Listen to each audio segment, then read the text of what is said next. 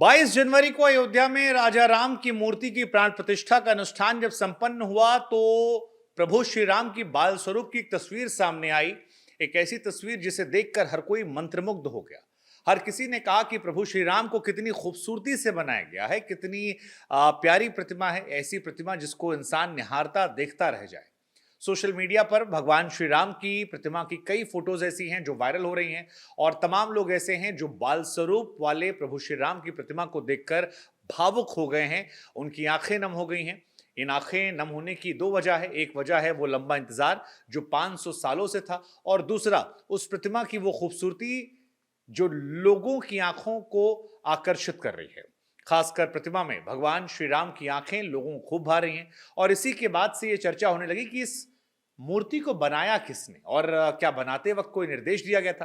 तो हम आपको जानकारी के लिए बता दें कि ये मूर्ति जो बनाई गई है ये अरुण योगीराज ने बनाई, और अरुण योगीराज भी उस दिन उन लोगों में शामिल थे जो प्राण प्रतिष्ठा में मौजूद थे। अरुण योगीराज की तरफ से यह कहा गया कि वो संसार के अपने आप को सबसे सौभाग्यशाली व्यक्ति मानते हैं क्योंकि उन्हें प्रभु श्री राम को बनाने का मौका मिला। प्राण प्रतिष्ठा से पहले वो जो मूर्ति थी वो उन्होंने बनाई, और हजारों लाखों लोग जो मूर्तिकार हैं उनमें से उन्हें प्रभु श्री राम ने आशीर्वाद देकर यह अवसर दिया कि वो ये मूर्ति बना सकें। इसको लेकर वो अपने आप को सौभाग्यशाली मानते हैं। लेकिन उन्होंने ये भी बताया कि जब ये मूर्ति बनाने का उन्हें काम मिला, उनके टैलेंट को परखा गया, उसके बाद कई तरह के निर्देश आए थे। अरुण योगीराज कहते हैं कि राम मंदिर के ट्रस्ट ने राम जी की मूर्ति बनाने के लिए 3 लोगों को चुना था, अरुण योगीराज, जीएल भट्ट और सत्यनारायण पांडे। और इस मूर्ति बनाने के लिए जो निर्देश दिए गए थे उसमें से कुछ प्रमुख निर्देश जो थे वो इस प्रकार थे कि राम जी का चेहरा जो होगा वो हंसता हुआ, मुस्कुराता हुआ दिखना चाहिए। बाल स्वरूप में आमतौर पर हम मानते हैं कि बच्चे मुस्कुराते हैं।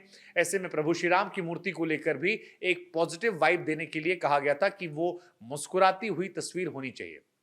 दूसरी जो प्रमुख चीज बताई गई थी वो ये कि मूर्ति जो है वो दिखने में दिव्य लगनी चाहिए। ये दूसरा निर्देश था। तीसरा निर्देश था कि मूर्ति बाल रूप यानी 5 साल से कम की होनी चाहिए। चौथी जो डिटेलिंग दी गई थी वो ये थी कि मूर्ति का लुक प्रिंस या फिर किसी युवराज जैसा होना चाहिए।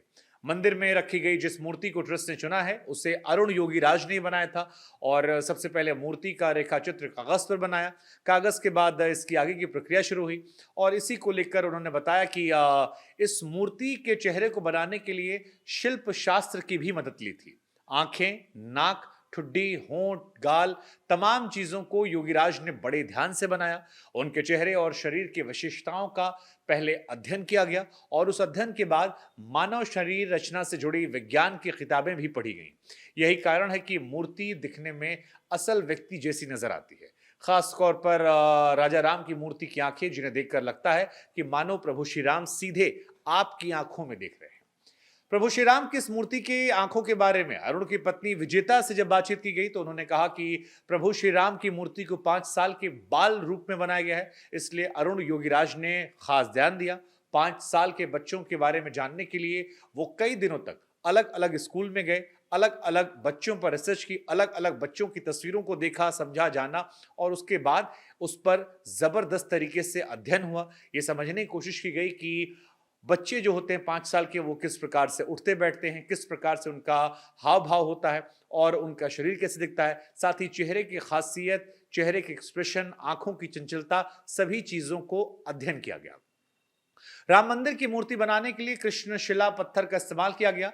हम आपको बता दें ये पत्थर कर्नाटक के मैसूर के एचडी कोटे में पाए जाते हैं। राम मंदिर की मूर्ति बनाने के लिए इसका इस्तेमाल हुआ क्योंकि इस पत्थर में किसी भी तरह का केमिकल रिएक्शन नहीं होता है। राम मंदिर में दूध से भगवान का अभिषेक किया जाएगा तो यह दूध प्रसाद के रूप में भक्तों को दिया जा सकता है। कृष्णशिला पत्थर बिना किसी खरोश के 1000 साल तक टिका रहता है।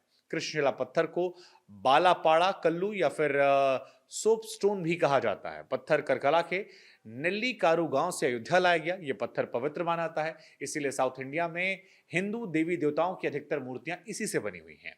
कृष्णशिला पत्थर जमीन के अंदर 50 से 60 फीट की गहराई में मिलता है। इस पत्थर की खासियत यह है कि इस पर पानी, आग और धूल का कोई भी असर नहीं होता। इसे लोहे से ज्यादा मजबूत माना जाता है।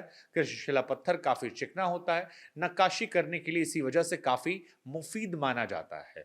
इस पर हाथ से नक्काशी की जाती है।